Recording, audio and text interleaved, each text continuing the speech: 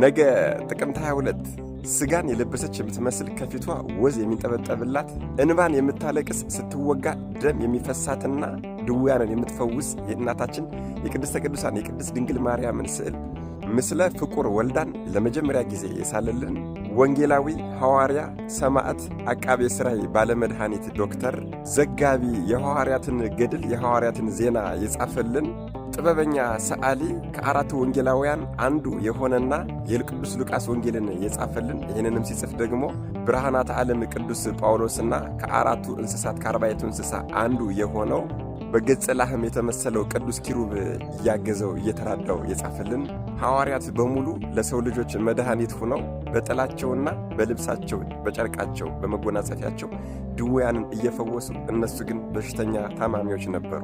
ያም የሆነው ለጸጋ ለክብር ነበር። ታዲያ ሕመማቸው በሚጸናባቸው ሰዓት ይሄ ባለመድኃኒት እየሄደ ይፈውሳቸው ነበር።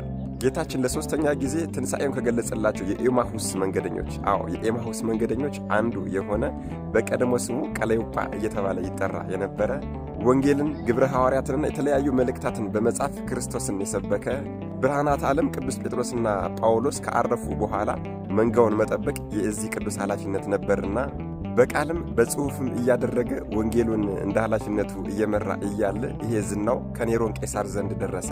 በዚህ ጊዜ ኔሮን ቄሳር አስጠራውና ክርስቶስን ስበኩ እያለች የምትጽፍ እጅህ ትቆረጥ ብሎ ቀኝ እጁን ቆረጠበት። እጁን ከትከሻው ላይ ለይቶ መሬት ላይ ጣላት።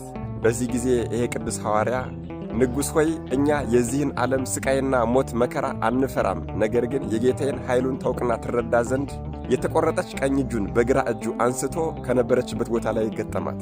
እጅግ በጣም የሚገርመው ነገር ግን ይሄ ቅዱስ ሐዋርያ ያችን እጁን መልሶ አሁን ሩጫዬን ፈጽሜያለሁ፣ ይህችም እጄ ሥራዋን ጨርሳለችና አልፈልጋትም ብሎ የተቆረጠችውን መልሶ ገንጥሎ መሬት ላይ ጣላት።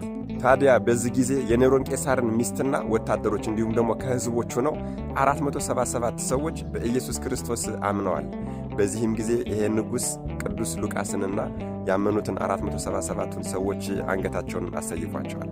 ይህ ጥበበኛ ፈዋሽ ባለ ሐኪም አቃቤ ሥራይ ዶክተር የተባለው ታላቁ አባታችን ቅዱስ ሉቃስ ነገ ጥቅምት 22 የዕረፍት በዓሉ ነው። መድኃኔዓለም ኢየሱስ ክርስቶስ ከታላቁ ሐዋርያ ከቅዱስ ሉቃስ ረድኤት፣ በረከት፣ ምልጃ፣ ቃል ኪዳን፣ ፍቅር አይለየን። አሜን። ይቆይ።